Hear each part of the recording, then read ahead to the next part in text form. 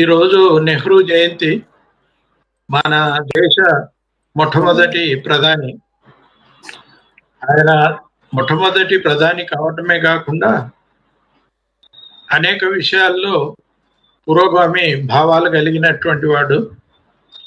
లౌకికవాదం, ప్రజాస్వామ్యం ఉండాలని గట్టిగా కోరుకున్నటువంటి వాడు. మత శక్తుల మీద పోరాటం చేసినటువంటి వాడు. అందుకనే బీజేపీ కానీ, సంఘ్ పరివార్ కానీ నెహ్రూ అంటే విపరీతమైన ద్వేషం వెలుగుతుంటుంది. చాలా కట్టుకథలతో ఆయన మీద దుష్ప్రచారం చేస్తుంటుంది. ఆయన 1964లో చనిపోయారు. కానీ ఇప్పటికీ ఆ దుష్ప్రచారం కొనసాగుతుందంటే నెహ్రూ పట్ల వాళ్ళకి ఎంత భయం ఉంది అనేటువంటిది మనకి అర్థం. నెహ్రూ ప్రజాస్వామ్యం ఈ రోజు పరిపాలన ఎట్లా ఉంది అనేటువంటి అంశం మీద మనం ఈరోజు వెబినార్ నిర్వహిస్తున్నాము. ఇందులో మొదట ప్రొఫెసర్ తిరుమల్ గారు, ఢిల్లీ యూనివర్సిటీ చరిత్ర ఉపన్యాసకుడు. ఈ రోజున నెహ్రూ గారిని గురించి తెలుసుకోవాల్సిన అవసరం చాలా వరకు ఉంది. ప్రపంచంలో కలోనియల్ మూవ్మెంట్స్ కి వ్యతిరేకంగా వచ్చిన చాలా చోట్ల డిక్టేటర్షిప్లు వచ్చినాయి.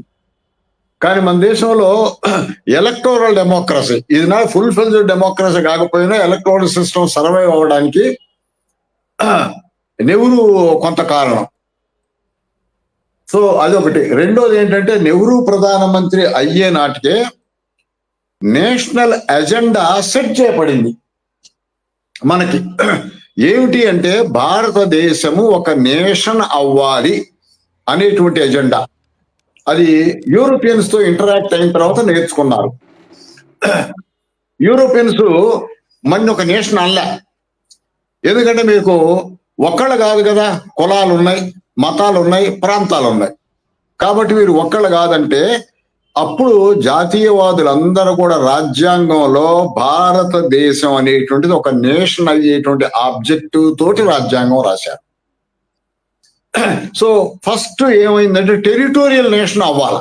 రెండు ఆబ్జెక్టివ్, ఒకటి టెరిటోరియల్ నేషను, ఇంకోటి ఏంటంటే సోషల్ నేషన్. సో సామాజికంగా మనం అంతా ఒకటవ్వాలా, జాగ్రాఫికల్ గా ఒకటవ్వాలా. ఎందుకంటే ప్రిన్సిపల్ స్టేట్స్ ఉన్నాయి, అందరికీ కోఆర్డినేషన్ లేదు, అంతా ఒక్కళ్ళ కిందకు వస్తున్నట్టు లేదు. దాన్ని చేసుకోవాలి. ఫస్ట్ ఎలక్షన్ అయ్యే కంటే ముందు మొత్తం భారతదేశం ఒకటి అని చేసుకోవాల్సిన అవసరంతో బిగిన్ చేయాల్సి వచ్చింది. కాబట్టి ప్రిన్సిపల్ స్టేట్స్ ని ఇంటిగ్రేట్ చేసుకోవడం ప్రధాన ఉద్దేశంగా చేసుకోవడం జరిగింది. బహుశా అదంతా పెద్ద ఎక్కువ మనకి ఇప్పుడు మాట్లాడాల్సిన అవసరం లేదేమో. కానీ ఒకటి ఏంటంటే హైదరాబాద్, కాశ్మీర్ రెండు కాంట్రవర్షియల్ అని. హైదరాబాద్ ఈజీగానే ఇంటిగ్రేట్ అయింది ఆర్మీ యాక్షన్ తోటి. ఎందుకంటే నిజాం పవర్ ఆల్రెడీ వీక్ అయింది ఇక్కడ పీపుల్స్ మూవ్మెంట్ మూలంగా. అది became very easy to Nehru to integrate. Kashmir border state కాకుండా ముస్లిం పాపులేషన్ ఉన్న స్టేట్ కాబట్టి కొంత ప్రాబ్లం వచ్చింది. వాస్తవంగా ఆయన ఎవరు షేక్ అబ్దుల్లాని ఉపయోగించుకొని కాశ్మీర్ ని చేతిలో తీసుకునే ప్రయత్నం చేయడం జరిగింది. మనందరిగా తెలవని విషయం ఏమిటంటే స్పెషల్ స్టేటస్ కాశ్మీర్కి ఇచ్చింది షేక్ అబ్దుల్లా. ఆయన చేతిలోకి వచ్చిన తర్వాత ఎందుకు ఇచ్చాడంటే హిందూ రాజును ఇంటిగ్రేట్ చేసుకోవటం కోసం.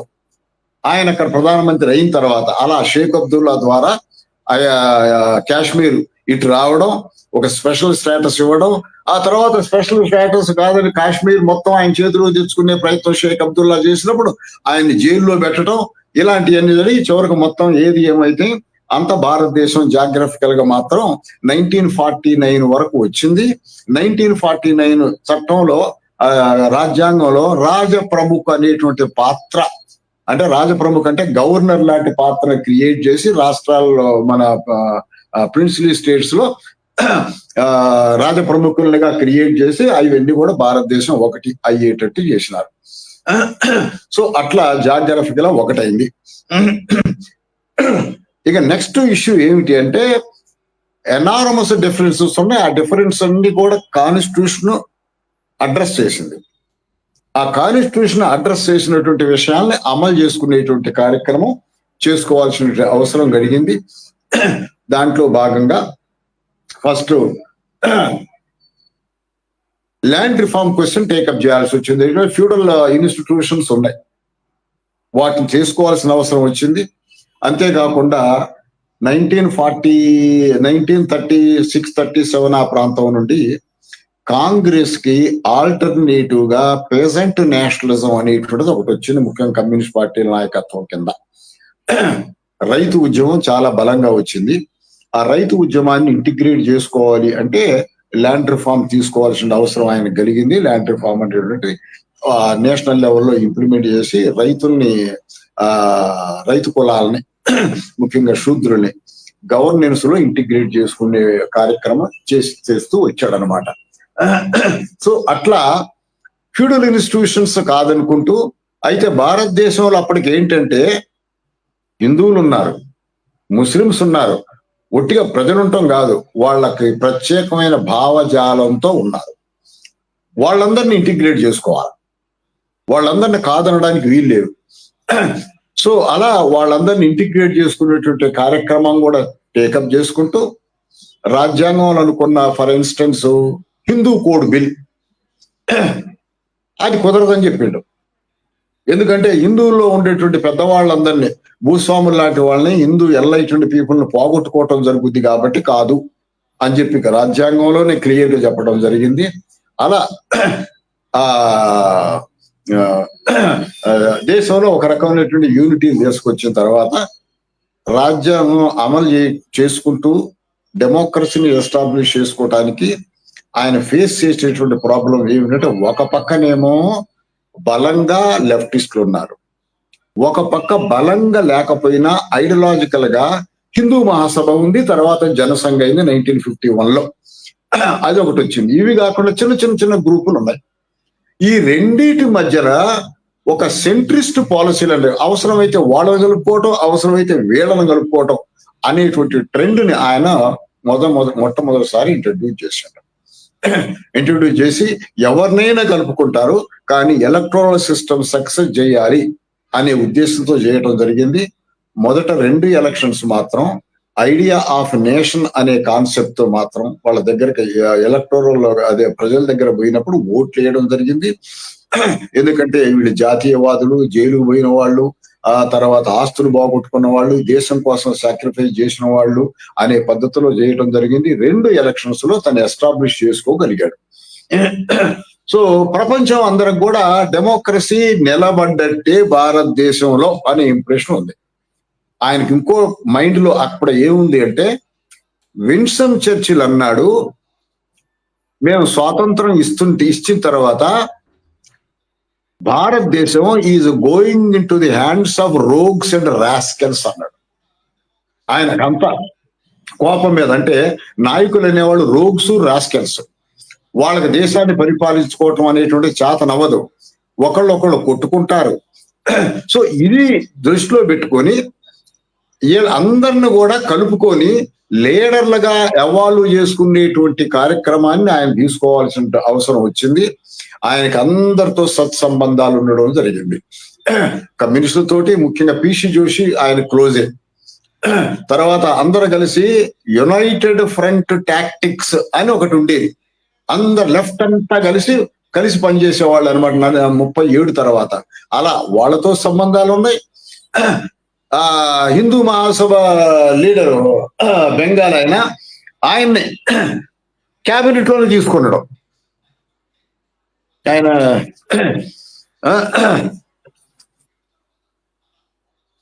సో ఫస్ట్ క్యాబినెట్ లో హిందూ మహాసభ లీడర్ ఉన్నాడు కదా, ఐ ఫర్గాట్ హిస్ నేమ్, ఆయన ప్రొఫెసర్ బెంగాల్లో, ఆయన కూడా తీసుకొచ్చుకొని అన్ని గ్రూపులను కలుపుకొని దేశాన్ని నిర్మించాలి అనేటువంటి ఒక భావంతో ఆయన వాళ్ళను కూడా తీసుకొచ్చుకోవటం జరిగింది. తీసుకొచ్చి అట్లా ఒక్కసారి ఆయన పేరు ఏంటో చూస్తాను నేను,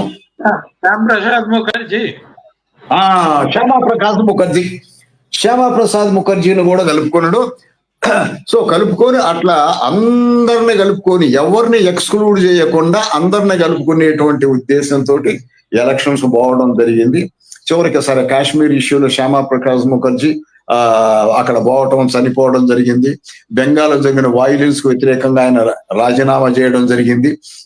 సో అట్లా ఆ రైట్ టెండెన్సీని ఆయన డిస్కార్డ్ చేసుకోవడం జరిగింది.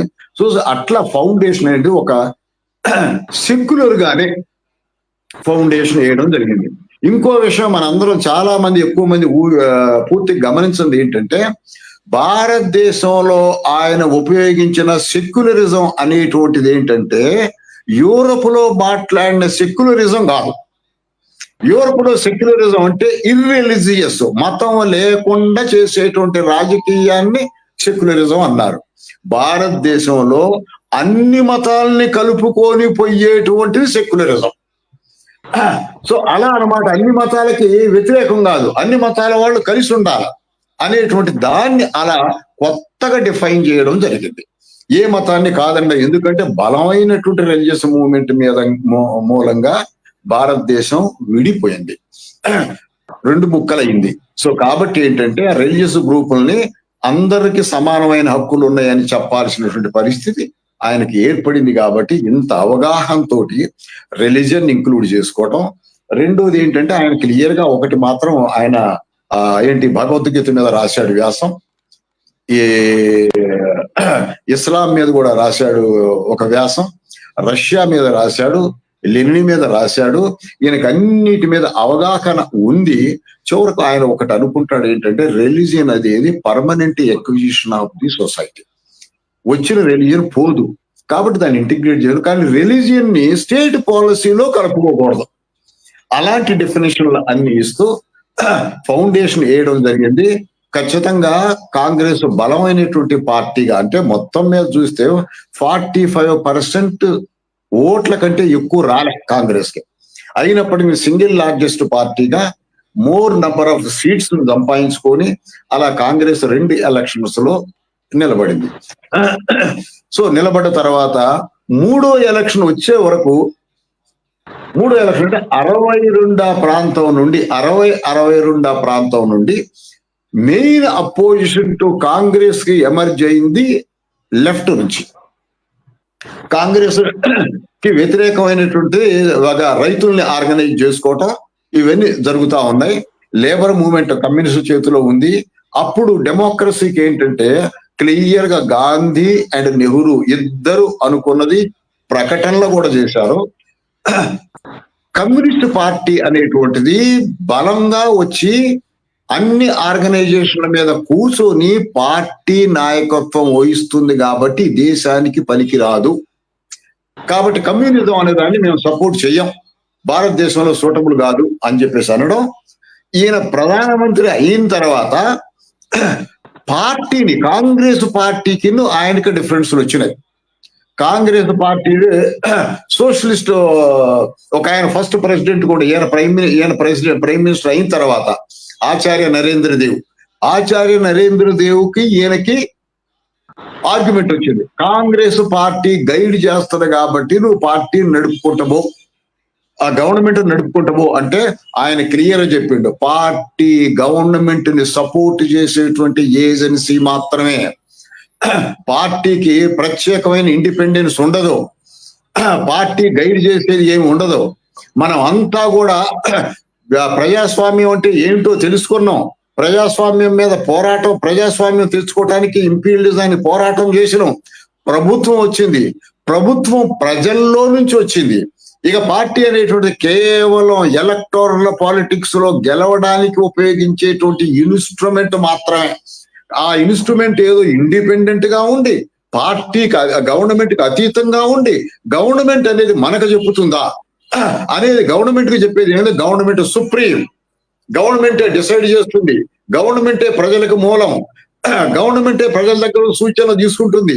పార్టీ ఎలక్టోరల్ గేమ్స్ మాత్రం పనికొచ్చేటువంటి ఇన్స్టిట్యూషన్ అనేటువంటి డెఫినేషన్ చేసిండు. ఈ రోజున భారతదేశంలో ఏ పార్టీ అయినా కూడా కేవలం ఎలక్షన్ టైంలో ఉపయోగపడేటువంటి ఒక ఏజెన్సీ మాత్రమే.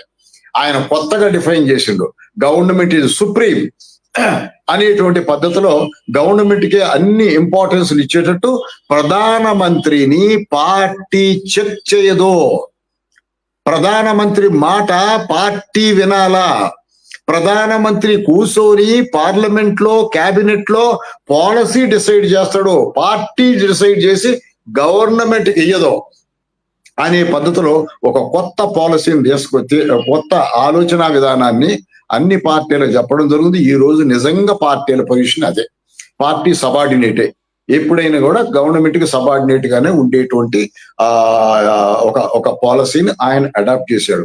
సో ఇదంతా ఎందుకు చేస్తూ ఉన్నాడంటే భారతదేశాన్ని ఒక రిపబ్లిక్ గా చేయాల. ఏంటి రిపబ్లిక్ అంటే ప్రెసిడెంట్ ఆఫ్ ఇండియా గాని గవర్నర్ గాని పైన ఉండి దీన్ని గైడ్ చేస్తూ ఉంటారు. సో ప్రజలు ఎలక్షన్ బొమ్మని ప్రెసిడెంట్ చెప్తాడు, ఎలక్షన్ కమిషనర్ ప్రెసిడెంట్ కాన్స్టిట్యూట్ చేస్తాడు, గవర్నమెంట్ ఫార్మేషన్ ప్రెసిడెంట్ చేస్తూ ఉంటాడు, గవర్నమెంట్ అయిన తర్వాత గవర్నమెంట్ చెప్పేటువంటి రికమెండేషన్ ప్రెసిడెంట్ పోయి తీసుకొస్తే చెప్తూ ఉంటారు. అలా ప్రెసిడెంట్ ని అబోవ్ పాలిటిక్స్ అండ్ గవర్నమెంట్ కు సుప్రీం కమాండర్ గా ఉంచుకొని మనం గవర్నమెంట్ నడిపిస్తాం కాబట్టి ఇక పార్టీ అవసరం లేదు అనేటువంటి పాలసీని తీసుకొచ్చి ఈ ఇన్స్టిట్యూట్ అంటే ఎలక్టోరల్ సిస్టమ్ లో వచ్చేటువంటి లెజిస్లేచర్స్ పార్లమెంట్ పాత్ర ఏమిటి, క్యాబినెట్ పాత్ర అందులో నుంచి వచ్చినటువంటి క్యాబినెట్ పాత్ర ఏంటి, క్యాబినెట్ కి ప్రెసిడెంట్ కి ఉండాల్సిన సంబంధం ఏమిటి, అలాగే రాజ్యాంగం చెప్పినటువంటి ఏది జ్యుడిషియరీ ఎబో ఆల్ దీస్ ఉండాల్సిన అవసరం ఏంటి, యూనియన్ సర్వీస్ కమిషన్ ద్వారా రిక్రూట్మెంట్ చేసి ఆల్ ఇండియా సర్వీస్ ని తీసుకురావటం ఏమిటి, ఇలాంటివన్నీ కూడా రిపబ్లిక్ ని నిర్వచించి ప్రాక్టీస్ లోకి తీసుకొచ్చేటువంటి కొత్త విధానాన్ని మనకు చూపించాడు భారతదేశం. అందుకే రిపబ్లిక్ అంటాం. ప్రైమ్ మినిస్టర్ సుప్రీం ఏం కాడు, ప్రెసిడెంట్ ని కన్విన్స్ చేస్తూనే సుప్రీం అవ్వాల్సిన అవసరం ఉంటది. రాజేంద్ర ప్రసాద్ ప్రెసిడెంట్ గా ఉన్నన్నాళ్ళు కూడా జవహర్లాల్ నెహ్రూ వాజ్ అన్కంఫర్టబుల్. ఆయన్ని పోయి కన్విన్స్ చేసుకో, ఎందుకంటే Rajendra Prasad did not care him, పై నుండి డిక్టేట్ చేస్తూ ఉంటాడు. అంతేకాకుండా ఈ వాజ్ కాన్స్టిట్యూంట్ అసెంబ్లీకి చైర్మన్. ఆయన్ని ఎలక్షన్ కంటే ముందుగానే మనం ప్రెసిడెంట్ గా డిక్లేర్ చేసుకోవడం జరిగింది. అదే కాన్స్టిట్యూంట్ అసెంబ్లీ పార్లమెంట్ కూడా అయింది ఎలక్షన్ లేకుండానే. సో కాబట్టి ఏమిటంటే ప్రెసిడెంట్ కి పవర్స్ ఉన్నాయి, ప్రెసిడెంట్ కూడా గైడ్ చేస్తూ ఉన్నాడు. కానీ జవహర్లాల్ నెహ్రూ మాత్రం ప్రధానిగా పార్టీ మీద ప్రభుత్వం మీద ఆయన చెప్పేదే నడవాలి అనేటువంటి భావం మాత్రం ఖచ్చితంగా ప్రకటించాడు. ఈయన ప్రధానమంత్రిగా నేను ఉండకపోయేటట్టయితే నేనుంటేనే నడుస్తుంది, మిగతా వాళ్ళతో నడవదు అనేటువంటిది కనపడింది. వాస్తవంగా చూస్తే ఆయన గ్రేట్ హిస్టోరియన్. డేవిడ్ థామ్సన్ దగ్గర హిస్టరీ నేర్చుకున్నాడు, నీలకంఠ శాస్త్రి దగ్గర హిస్టరీ నేర్చుకున్నాడు, భారతదేశం కాన్ఫ్లిక్ట్స్ తెలుసుకున్నాడు, భారతదేశం నేషనల్ మూవ్మెంట్ లో ఉన్నాడు, లెఫ్ట్ టర్న్ నేషనల్ మూవ్మెంట్ కి ఇచ్చిండు, కాంగ్రెస్ సోషలిస్ట్ పార్టీ ఫామ్ చేసిండు, కమ్యూనిస్ట్ తో కలిసి యునైటెడ్ ఫ్రంట్ కట్టిండు. తర్వాత ఎప్పుడు ఛాన్స్ ఉన్నా కూడా పోయి రైతుల దగ్గర కూర్చొని మాట్లాడి వస్తాడు. రైతులతో సంబంధం లేని కుటుంబంలో నుంచి వచ్చిన రైతులతో సంబంధం పెంచుకున్నాడు. అలాగే బిఆర్ అంబేద్కర్ తో కలిసి పనిచేసాడు. కాన్స్టిట్యూషన్ డ్రాఫ్ట్ చేసేటప్పుడు close relation between Ambedkar and నెహ్రూకు ఉంది. ఏమిటి, నెహ్రూ అంబేద్కర్ ఇద్దరు అనుకున్నారు స్ట్రాంగ్ సెంటర్ ఉండాలి, లేకపోతే స్టేట్స్ మన మాట ఏనో దేశానికి జాగ్రాఫిక్ నేషన్ అవ్వడానికి ఈ రీజనల్ ఫోర్సెస్ వ్యతిరేకిస్తాయి అని మీరు 3 టైర్ సిస్టమ్ లో కేంద్రంలో ప్రభుత్వం ఉంటది, రాష్ట్రంలో ప్రభుత్వం ఉంటది, జిల్లాల్లో మాత్రం ఇది ఏంటది లోకల్ బాడీస్ తోటి ప్రభుత్వం ఏర్పరిచేటువంటి దానికి ఇద్దరు వ్యతిరేకించారు. ఎందుకంటే ఫ్యూడల్ ఫోర్సెస్ ఉంటాయి, పంచాయతీ రాజ్ను డామినేట్ చేస్తాయి, జిల్లాలో ప్రభుత్వాలు చేసేటువంటి ఆ స్కీమ్స్ ని అమలు చేయవు, కులతత్వంతో ఉంటాయి. కాబట్టి అక్కడ కలెక్టర్ కి మోర్ పవర్స్ ఇచ్చారు, మెజిస్ట్రీరియల్ పవర్స్, రెవెన్యూ పవర్. సో అన్ని రకాల పవర్లు ఇచ్చేసి పంచాయతీ రాజ్ ఇన్స్టిట్యూషన్స్ కలెక్టర్ కి సబార్డినేట్ గా ఉండేటట్టు, అంటే కలెక్టర్ ఇంకోటి కూడా కలెక్టర్ కు పొజిషన్ ఇచ్చారు, agent of the central government. రాష్ట్ర ప్రభుత్వానికి తెలవకుండా డైరెక్ట్ గా కేంద్ర ప్రభుత్వానికి తన జిల్లాలో ఏమి జరుగుతుందో అని అంటే కేంద్ర ప్రభుత్వం అనేటువంటిది రాష్ట్ర ప్రభుత్వంలో జరిగేటువంటి విషయాల్ని కాకుండా జిల్లాలో జరిగేటువంటి విషయాలను కూడా తెలుసుకోవటం రాజ్యాంగంలో ఉంది. అట్లా ఇంటిగ్రేట్ చేసినారు, జాగ్రఫికల్ ఇండియాని ఇంటిగ్రేట్ చేసినారు అన్నమాట. అట్లా మొత్తం కలిసి ఒకటే ఉంటుంది బ్యూరోక్రసీ ద్వారా. ఇంకొకటి ఏంటి, చీఫ్ సెక్రటరీ గాని ప్రిన్సిపల్ సెక్రటరీ గాని డిపార్ట్మెంట్ లో పనిచేస్తున్నటువంటి వాళ్ళు చీఫ్ మినిస్టర్ తో సంబంధం లేకుండా డైరెక్ట్ గా రిపోర్ట్స్ ఇస్తారు ప్రెసిడెంట్ ఆఫ్ ఇండియా పేరు మీద. ప్రెసిడెంట్ ఆఫ్ ఇండియా మీద పోయినవన్నీ కూడా హోమ్ మినిస్ట్రీకి పోతా ఉంటాయి. అంటే ఏంటి, అఫీషియల్ గా రాష్ట్ర ప్రభుత్వం ఇచ్చేటువంటి విషయాలే కాకుండా ఐఏఎస్ వాళ్ళు, అడ్మినిస్ట్రేటర్ డైరెక్ట్ గా కేంద్ర ప్రభుత్వానికి వర్క్ చేస్తూ ఉంటారన్నమాట, రాష్ట్రం లెవెల్లోను జిల్లా లెవెల్లోను.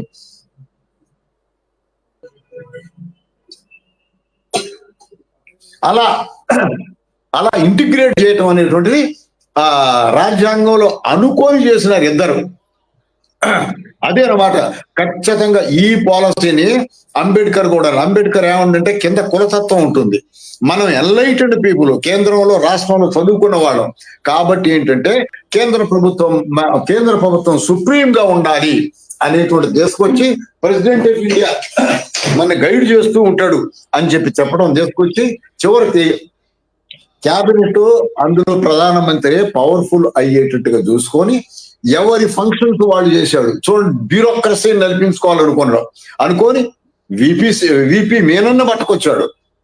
ఐసిఎస్ ఆఫీసరు సిడి దేశముఖ్ రాను అని చెప్పేసి అన్నా కూడా ఇంటికి పోయి దుర్గాబాయి దేశముఖ్ తో చెప్పి, అమ్మ అట్లా అనకండి మీరు, దేశముఖ్ నాకు కావాలా, నేను బ్రిటిష్ గవర్నమెంట్ లో చేసిన, నేను మీతో కోఆపరేట్ చేయను అని చెప్పేసి అన్నవాడిని దుర్గాబాయి దేశముఖ్ కన్విన్స్ చేసి తీసుకొచ్చాడు. ఆయన్ని తీసుకొచ్చి ఢిల్లీ యూనివర్సిటీ వైస్ ఛాన్సలర్ చేశాడు, తర్వాత యూజీసీ చైర్మన్ చేశాడు.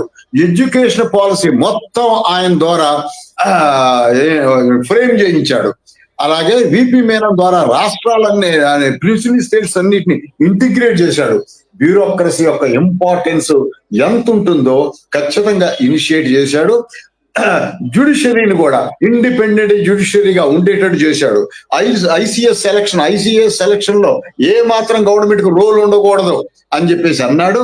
అలా అన్నిటిని యూనివర్సిటీస్ ఐఐటీని క్రియేట్ చేసి education is most important, education లేకపోతే మనం యూరప్ తో సమానంగా పోము అనే ఉద్దేశంతో ఎడ్యుకేషన్ డెవలప్ చేయటం, తర్వాత యూజీసీ ఫండ్స్ ఇవ్వడం.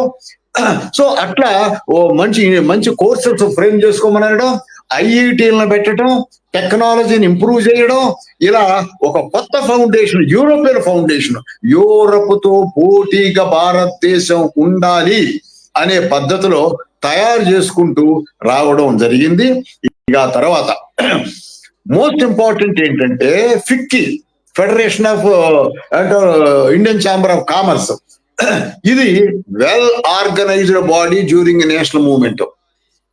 వాళ్ళు ఇనిషియల్ గా ముఖ్యంగా ఘనశ్యామ్ దాస్ బిర్లా మొట్టమొదటిలో నెహ్రూ ప్రధానమంత్రి అవుతాడు అనుకున్నప్పుడు కొంచెం భయపడ్డాడు. కానీ మహాత్మా గాంధీ చెప్పాడు, నెహ్రూ గురించి నువ్వేం భయపడబాకం అన్నాడు. ఎంత బాగా అర్థం చేసుకుంటే మహాత్మా గాంధీ, ఆయన సోషలిజం మాట్లాడతాడు, జెంటిల్మెన్ సోషలిస్ట్ ఆయన, అంతే ఒట్టిదే, ఆయన ఏం చేయలే, మీ ఆస్తులకి ఏం కావాలమ్మని చెప్పాడు అనమాట. అదే నెహ్రూ చేస్తున్నాడు. సోషలిజం అనేటువంటి slogan most important after second world war. Europe మొత్తం కూడా స్వీపింగ్ చేస్తున్నటువంటి స్లోగన్ అది. నేను సోషలిస్ట్ అని చెప్పుకుంటూ రష్యన్ మోడల్ ఆఫ్ ఎకానమీని నిర్మించాలి అనుకున్నాడు. ప్రైవేట్ సెక్టర్ లాంటి దాన్ని మీద కంట్రోల్ చేయాలి అనుకున్నాడు. కానీ రష్యాలో ప్రైవేట్ సెక్టర్ లేకుండా చేసినారు, ముఖ్యంగా స్టాలిన్ టైంలో. అలాంటిది కాదు, ప్రైవేట్ సెక్టర్ ఉంచుతానని చెప్పాడు అందరు ఇండస్ట్రియలిస్టులకి. సో ప్రైవేట్ సెక్టర్ ఉంచాడు, కానీ పబ్లిక్ సెక్టర్ అనేటువంటి దాన్ని కూడా క్రియేట్ చేసి ప్రైవేట్ సెక్టర్ ని దాని కిందకి తీసుకురావడం జరిగింది. అలా ఇండస్ట్రీ 5-year ప్లాన్స్ ద్వారా ఏ 5 years లో ఏమి డెవలప్ చేయాలి అనేటువంటి దాన్ని డెవలప్ చేసి ఎకనామిక్ ఫౌండేషన్స్ వేయడం జరిగింది. ఎకనామిక్ ఫౌండేషన్ కావాలి, ఎకనామిక్ డెవలప్మెంట్ కావాలి, ఇండస్ట్రీ కావాలి అని చెప్పేసి ఎవరు అడిగితే పార్లమెంట్ లో అన్నాడు, వెల్త్ లేకపోతే సోషల్ జస్టిస్ ఎలా జరుగుతుంది? కాబట్టి వెల్త్ క్రియేట్ చేయాలి. వెల్త్ క్రియేట్ చేయాలంటే ఎవరు చేయాలా?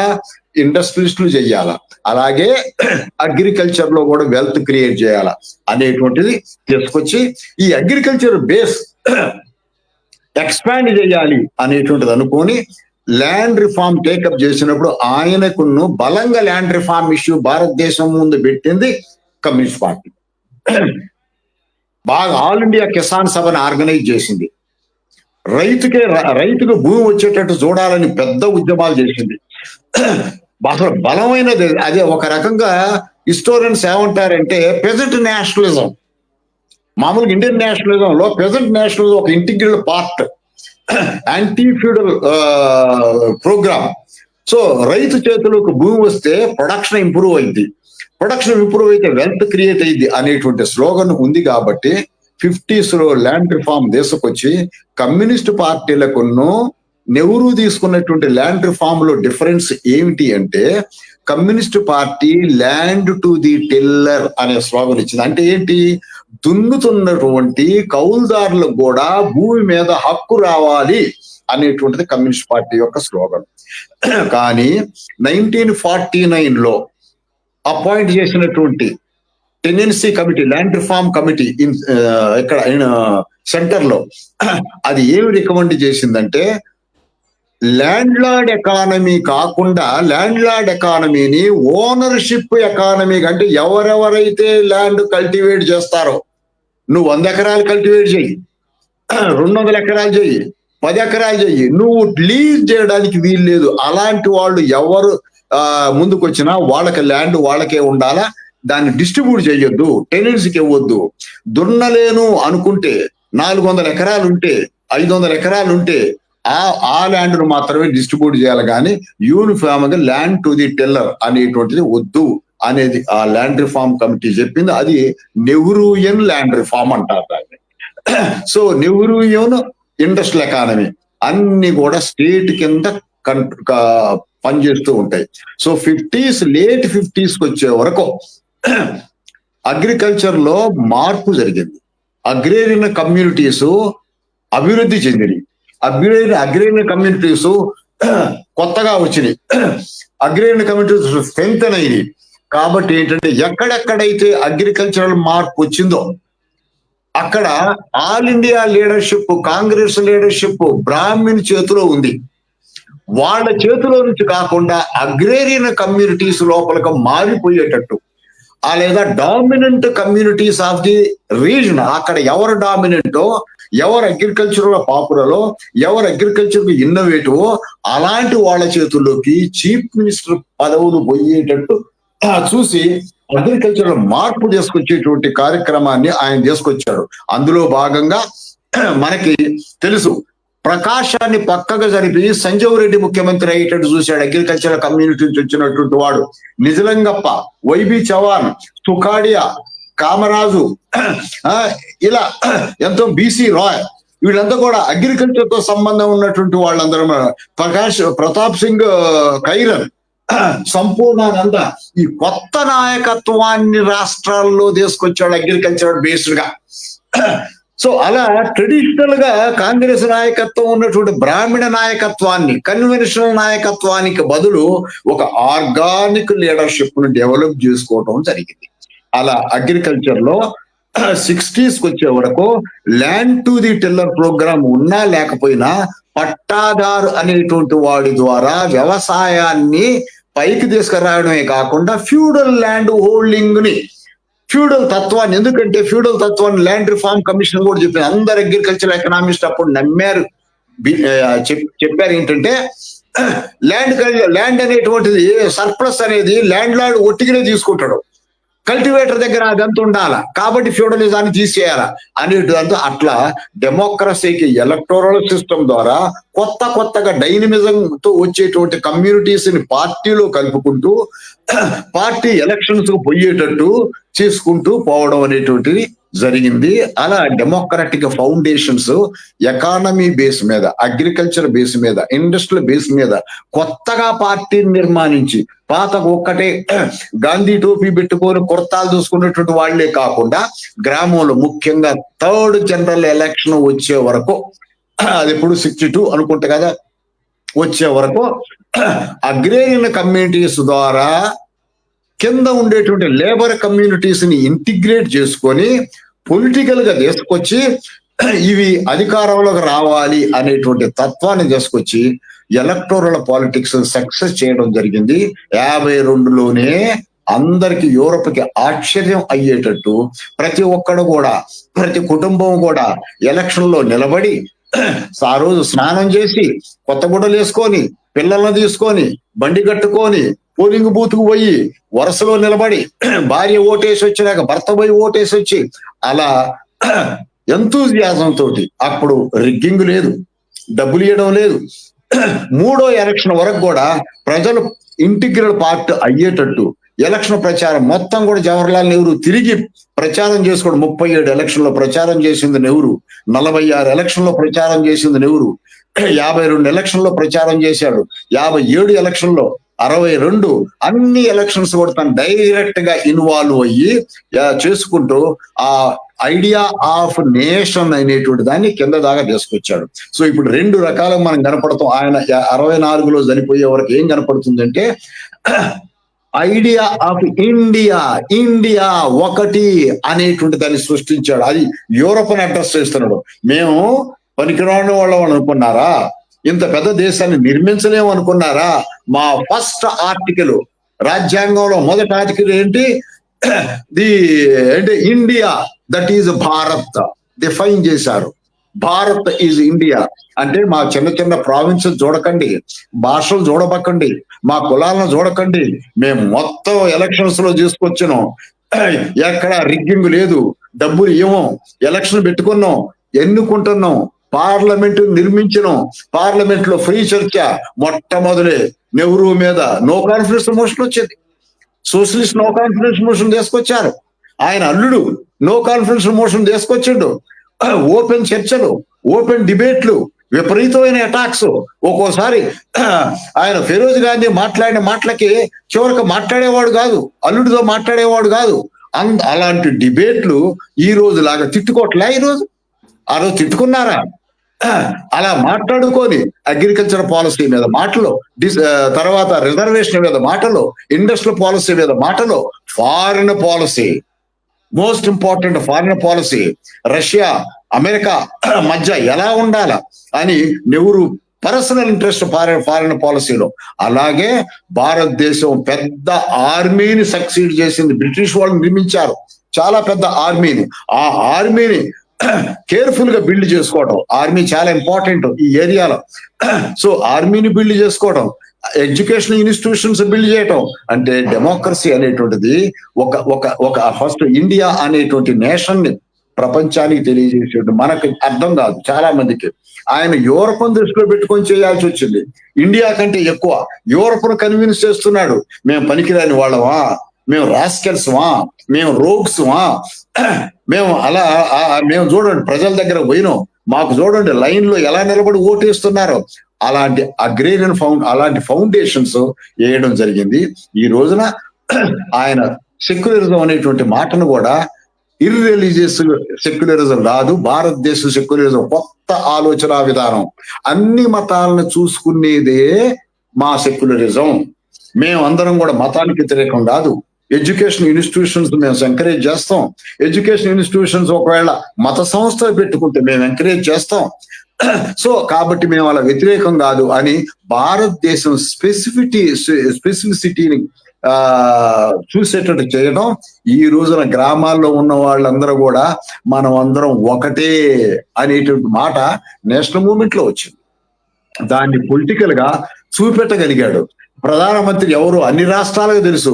మనకు ప్రధానమంత్రిని చెప్పుకునేటట్టు ఇండియాని కన్స్ట్రక్ట్ చేశాడు. మతాన్ని పక్కన పెట్టిన, మతాన్ని నమ్ము, రాజకీయాలు తీసుకురావాలి అని చెప్పాడు. పెద్ద పెద్ద ఇండస్ట్రీలు పెట్టకో, చిన్న చిన్న ఇండస్ట్రీలు అన్ని కూడా మేము చెప్పినట్టే వినాల. వాస్తవంగా ఇందిరా గాంధీ ఆ పాలసీ నుంచి డెవియేట్ అయింది. ఒక్కొక్క ఇండస్ట్రీ, జీడి బిర్లా ఆయనకు ఒక లెటర్ రాస్తే అమెరికా మోడల్లో మనం పోదాము అని రాశాడు. అమెరికా పోయి చూసి వచ్చి అమెరికా నుంచి లెటర్ రాశాడు.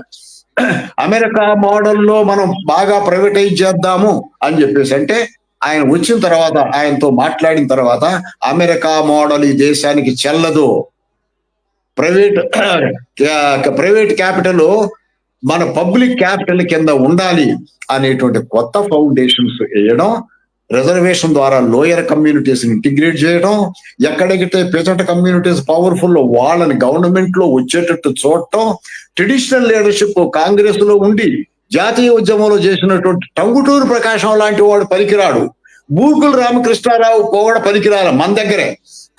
వీళ్ళు పెద్ద అంటే అగ్రికల్చర్ పాలసీ అడాప్ట్ చేసుకోలేరు అన్నాడు. అఫ్ కోర్స్ బూర్గుల రామకృష్ణారావుని లేదు నువ్వు ఉండాలి అని చెప్పేసి అన్నాడు. కానీ ఆయన సరే విశాలాంధ్రలోకి పోదాము అనుకున్నప్పుడు చెప్పాడు, విశాలాంధ్రలో పోతే నువ్వు పోతావు, నేను సంజీవ్ రెడ్డిని ఎంకరేజ్ చేస్తా అని చెప్పి అన్నాడు కూడా. సో అలా ఒక ప్రతి చోట నిజలింగప్పని చేసుకొచ్చాడు, వైబి చౌహాన్ని తీసుకొచ్చాడు, వీళ్ళందరినీ కొత్త నాయకత్వాన్ని తీసుకొచ్చి అన్ని రాష్ట్రాల్లో అగ్రికల్చర్ అనేటువంటి ప్రధానంగా ఇంటిగ్రేట్ చేసి డెమోక్రటిక్ ఫౌండేషన్స్ బలంగా చేశాడు. 70 సంవత్సరాలు ఈ రోజున భారతదేశం ఎలక్టోరల్ డెమోక్రసీగా సర్వైవ్ అయింది అంటే ఆ రోజున మొట్టమొదటి ఎలక్షన్స్ లో 12% భారతదేశంలో ఎడ్యుకేషన్, 12%. ఇల్లిటరేట్ పీపుల్ కూడా. గాంధీ గారి రాజ్యం వచ్చింది, నెహ్రూ గారు, మనది తెల్లోడు పోయిడు, మన ప్రభుత్వం, నా పిల్లలు చదువుకుంటారు. ఒక రైతు అంటాడు మన ప్రభుత్వం వచ్చింది. ఏంటయ్యా మన ప్రభుత్వం అంటే, మా ఊళ్ళో పలాని వాడి భార్య ప్రసవ వేదన భరించలేక చచ్చిపోయింది, ఇక మన ప్రభుత్వంలో హాస్పిటల్ ఉంటుంది, భార్యలు డెలివరీకి పోతారు, పిల్లలు ఇంగ్లీష్ లో మాట్లాడుకుంటారు, పిల్లలు చదువుకుంటారు, ఆఫీసర్లు అవుతారు. చూడండి, ఐడియా ఆఫ్ డెమోక్రసీ యూనిఫామ్ గా లోయెస్ట్ లెవెల్ కి తీసుకొచ్చేటువంటి ప్రయత్నం చేశాడు. ఎవడి బాధ్యత వాడికి చెప్పాడు. ఒక్కటే నేను క్రిటికల్ గా చూస్తాను, ఒకటే ఏమిటి అంటే, ప్రెసిడెంట్ ను కూడా రాజేంద్ర ప్రసాద్ పోయేటట్టు మూడోసారి పోటీ చేయకుండా నిలబడకుండా మనుషులను పంపించి ఆయన చెప్పి, నువ్వు ఉంటే నాకు కంఫర్టబుల్ గా లేదు, ఇక నువ్వు వదిలేయి. ఎందుకంటే ప్రెసిడెంట్ కి పీరియడ్ చెప్పలే, ఒక్కసారి ఉండాలి 2 సార్లు ఉండాలని రాజ్యాంగం లేదు. చివరికి ఆయన ఒప్పించి మన ఎవరు సెకండ్ ప్రెసిడెంట్ మన సర్వేపల్లి రాధాకృష్ణ తీసుకొచ్చుకొని, అప్పుడు సర్వేపల్లి రాధాకృష్ణకి ఈయనకి మంచి సాంగత్యం. ఏమైనా డౌట్, హిందూ మతం మీద డౌట్ ఉంటే సర్వేపల్లి రాధాకృష్ణకి పర్సనల్ గా మాట్లాడతాడు, ఇద్దరు చర్చించుకోవడం, ఇంటలెక్చువల్ డిబేట్ చేస్తాడు. నెహ్రూ, నీలకంఠ శాస్త్రి మద్రాసులో ప్రొఫెసర్, హిస్టరీ ప్రొఫెసర్, ఢిల్లీ ఏమన్నా యూజిసి పని మీద పోతే యూజిసి వాళ్ళని అడుగుతాడు. సో నీలకంఠ శాస్త్రి వస్తాడు, ఆయన పలానా రోజు వస్తాడంటే ఈయన పోయి పెద్ద మనిషి ఆయన ప్రధానమంత్రి ఆఫీసు వెళ్ళడు, గెస్ట్ హౌస్ పోయి కలుస్తాడు. మరి అది ఇట్లా చేస్తున్నా అట్లా చేస్తున్నా నేను చెయ్యొచ్చా అని చెప్పేసి అడుగుతాడు. అలాంటి ప్రధానమంత్రి దొరుకుతాడా? ఎవరితో మాట్లాడదేస్తారా ప్రధానమంత్రి? ఎంత వల్గర్ గా మాట్లాడతారు ఈ రోజున? ఒక సబ్జెక్టు నేర్చుకుంటారా? అలాంటి ఇంటలెక్చువల్ ఫౌండేషన్స్ వేసి ఇంటలెక్చువల్స్ ని ఇంటిగ్రేట్ చేసి బ్యూరోక్రసీ సరైన ప్లేస్ ఇచ్చి మంచి జ్యుడిషియరీని ఎస్టాబ్లిష్ చేసి తిమ్మయ్య లాంటి వాళ్ళని చీఫ్ ఆఫ్ ఆర్మ్డ్ ఫోర్స్ చేసి యూపీఎస్ ని అటానమస్ చేసి యూపీఎస్ ద్వారా రెగ్యులర్ సెలక్షన్స్ అయ్యేటట్టు చేసి, ఒకరోజు Congress leader T N Seshan deputy collector గా కాంగ్రెస్ లీడర్ కి ఏదో ఇబ్బంది పెట్టడం కాదు, ఇది ఏదో జిల్లాలో అదేంటది మన రైస్ డిస్ట్రిబ్యూట్ చేస్తారు, దాంట్లో ఏదో కరప్షన్ చేసిండని టిఎన్ శేషన్ ఎంక్వైరీ చేపిస్తే ఆ కాంగ్రెస్ లీడర్ నెహ్రూ దగ్గర పోయి చెప్పిండు, వాడంతా ఐఏఎస్ ఆఫీసరు, నేను కాంగ్రెస్ లీడర్ని, నా మీద వాడు క్వశ్చన్ చేస్తాడా, నా మీద ఎంక్వైరీ చేస్తాడా, కాబట్టి వాడు సస్పెండ్ చేయన్నాడు. అప్పుడు నెహ్రూ అన్నాడు, వాళ్ళని గ్యారంటీగా పెట్టినవయ్యా, వాళ్ళని సస్పెండ్ చేయదు కాదు, వాళ్ళని సస్పెండ్ చేయాలి అని నేను చేయను, నా చేతులు లేదు అది. సో కాబట్టి వాడి మీద నీకు ఏమైనా ఉందనుకో కోర్టుకు పోమన్నాడు. కోర్టుకు పోయి ప్రూవ్ చేసేయి, కోర్టు అతను గిల్టీ అంటే తీసేస్తాం. అంటే అట్లనమాట, వాడి డ్యూటీ వాడు చేసుకునేటట్టు, ఏ జడ్జి వాడి పని చేసుకునేటట్టు అటానమస్ గా ఎస్టాబ్లిష్ చేశాడు. కాబట్టి ఈ రోజున కులాలున్నా, మతాలున్నా, ప్రాంతీయ విభేదాలున్నా భారత్ అనేటువంటిది, ఇండియా అనేటువంటిది ఒక దేశం. ఐడియా ఆఫ్ ఇండియా అమలు అయ్యేటట్టు చూశాడు. అదొక ఇంటలెక్చువల్ సబ్జెక్ట్, అది ప్రజల సబ్జెక్ట్ కాదు. భారతదేశం అనేటువంటిది ఇండియాగా సర్వైవ్ అవుద్దా? ఎక్కడో తమిళనాడులో ఉన్నాడు, కాశ్మీర్లో ఉన్నాడు, నాది అని చెప్పేసి అనుకుంటాడా అని చెప్పేసి అని అనుకున్నారు. కానీ అనుకోలే. ఢిల్లీ పోయి ఉద్యోగాలు చేసుకోలే తమిళ బ్రాహ్మణులు. తమిళనాడులో దొరకపోతే మేము పోయి ఢిల్లీలో చదువుకోలే 76లో. సో అట్లా ఇంటిగ్రి ఎక్కడెక్కడ చదువుకోవాల్సిన వాడు ఢిల్లీ పోయాడు. ఈ రోజున మనకి ఏమైనా డిఫరెన్స్ ఉన్నాయా? మద్రాసులో ఐఐటి ఉంటే చదువుకుంటున్నాం, ఇంకో చోట ఉంటే చదువుకుంటున్నాం. ఎక్కడ పోస్ట్ అయిద్దో యూపీఎస్సీ సెలక్షన్ లో మనకు తెలియదు. అదా ఇంటిగ్రేట్ చేయటం, ఇది చాలా గొప్ప విషయం. ఆ ఇంటిగ్రేషన్ కి ఈ రోజున పాలిటీకి కులతత్వం వచ్చింది, పాలిటీకి కమ్యూనల్ తత్వం వచ్చింది, పాలిటీ డిసింటిగ్రేట్ అవుతుందేమో అని చెప్పేసి కూడా అనుకుంటాం. అలాంటిది వచ్చింది. 62, 63, 64 ఆయన పర్సనల్ గా అటెండెంట్ గా ఉండే అతను తీనుమూర్తి హౌస్ లో ఫస్ట్ ఫ్లోర్ లో ఆయన బెడ్రూమ్ ఉంది. ఆ బెడ్రూమ్ లో బాల్కనీలో కూర్చొని ఈజీ చైర్ లో తెల్లవార్లు నిద్రపోయేవాడు కాదట. అతను చెప్పారు, ఏంటి అతనికి ప్రధానమంత్రికి ఇంత సమస్య ఏంటి, ఎందుకు నిద్ర కరువు అయింది అని చెప్పేసి అనుకున్నారు. సో అంటే భారతదేశం ఇంకా ఏంటి, పావర్టీ పోలే, ఉద్యోగాలు ఇంకా క్రియేట్ అవ్వలే, ఇండస్ట్రియల్ డెవలప్మెంట్ అనుకున్నంత రాలే, ఎంప్లాయ్మెంట్ జనరేట్ చేయట్లే, అగ్రికల్చర్ ప్రొడక్షన్ తక్కువ, పావర్టీ ఇంకా పోలే, గ్రామాల్లో కూలీ రేట్లు పెరగలే, అగ్రికల్చర్ గా బయట నుంచి ఇంపోర్ట్ చేసుకోవాలి కానీ చేసుకోవద్దు అనుకున్నారు బయట నుంచి. ఈ ప్రాబ్లమ్స్ ఆయనకి రెండో ఎలక్షన్ తర్వాత పొలిటికల్ అపోజిషన్ లేదు. పూర్తిగా అంతా కూడా దృష్టి అంతా కూడా డెవలప్మెంట్ మీద పెట్టడం జరిగింది. సో అంటే భారతదేశాన్ని ఒక నేషన్ గా కన్స్ట్రక్ట్ చేయడం, జాగ్రఫిక్ నేషనే కాకుండా సోషల్ నేషన్ కన్స్ట్రక్ట్ చేయడం, భారతదేశాన్ని కంట్రోల్ కింద క్యాపిటలిజం డెవలప్ చేయడం. అంటే ఈ రోజున ఏముంది, ప్రైవేట్ క్యాపిటలిస్ట్ ఇచ్చేసి వాడి ఇష్టం, ఎంత సంపాదిస్తుండో ఎక్కడ సంపాదిస్తుండో. భారతదేశంలో సృష్టించినటువంటి వెల్త్ దేశంపై గ్లోబల్ గా ఎక్కడైనా ఇన్వెస్ట్ చేసుకుంటాడు. ఆ రోజు ఒక పైసా బయటికి పోవటానికి వీల్లేదు. ప్రతి ఒక్కడు ఎంత సంపాదిస్తుండో స్టేట్ కు తెలుసు. సో అలా అంటే సర్ప్లస్ అనేటువంటిది స్టేట్ చేతిలోకి వచ్చేటట్టు, ఎంత సర్ప్లస్ వాడి దగ్గర ఇండస్ట్రియల్ దగ్గర ఉంటే ఇండస్ట్రియల్ ఎక్స్పాన్షన్ వస్తుందో అని చేయడం, వాళ్ళకు వదిలిపెట్టడం, రేటు ట్యాక్స్ రేటు డిసైడ్ చేయడం, సైంటిఫిక్ డిసైడ్ చేయటం, ఎకనామిక్ అడ్వైజర్లు తీసుకోవటం, ప్లానింగ్ కమిషన్ కి చైర్మన్ గా ప్రధానమంత్రి ఉండడం. ప్లానింగ్ కమిషన్ ఈ రోజు ప్రధానమంత్రి కాదు, ఈ రోజు ప్రధానమంత్రులకి ఎకనామిక్స్ తెలవదు, ఆయనకి ఎకనామిక్స్ తెలుసు, చర్చించేవాడు. సో అట్లా ప్లానింగ్ కమిషన్ చైర్మన్ గా ఆ సీట్ లో కూర్చోవటం, పేరున్నటువంటి ఎకనామిక్స్ అందులో మెంబర్లుగా చేయటం, ఎకనామిక్ ప్లానింగ్ తీసుకురావటం, మంచి వాళ్ళని తీసుకొచ్చి యూజీసీలో పెట్టడం, యూజీసీ ద్వారా ఫైనాన్స్ చేయటం, ఎడ్యుకేషన్ డెవలప్ చేయటం. ఈ రోజున ఇంత ఎడ్యుకేషన్ డెవలప్ అయింది అంటే ఆ రోజున వాళ్ళు డెవలప్ చేశారు కాబట్టి. ఆ రోజున ప్రైవేటైజేషన్ ఉందా, బ్రహ్మాండమైన స్కూల్స్ ఎస్టాబ్లిష్ చేశారు. నేను చదువుకుంటున్నా లేట్ 50s లో టీచర్లు ఇళ్ళకి వచ్చి గ్రామాల్లో వచ్చి మీరు ఏంటా వ్యవసాయం పోతున్నారు అని ఫాదర్లో చెప్పి తీసుకొచ్చి చదువులు చెప్పించారు. అలాంటి ఒక కొత్త ఐడియా ఆఫ్ నేషన్, మా దేశం మాది, మేము అభివృద్ధి చేసుకుంటాం, మేము ఒకటవుతాం అనేది ప్రపంచం ఆశ్చర్యపోయేటట్టు కల్చరల్ గా, జాగ్రఫికల్ గా, ఎడ్యుకేషనల్ గా ఇంటిగ్రేట్ చేసింది. కాబట్టి ఈ రోజున ఏమి తెలవని వాళ్ళు ముఖ్యమంత్రులు అవుతారు. ఇది అర్థం కాదు. వాళ్ళు పొలిటికల్ గా ప్రాక్టీస్, పొలిటికల్ ఎలా నడవాలా, ఎవరిని దగ్గర కొనాలా, ఏ ఎమ్మెల్యేని కొనాలా, ఏ ఎమ్మెల్యేని అమ్మాలా, ఎవరికంత డబ్బు ఇయ్యాలా అనేటువంటి రాజకీయాల్లో కూడా నిలబడింది అంటే అంత స్ట్రాంగ్ డెమోక్రటిక్ ఫౌండేషన్స్ వేయడం జరిగింది. ఇది కొత్తది, ఇన్నోవేటివ్.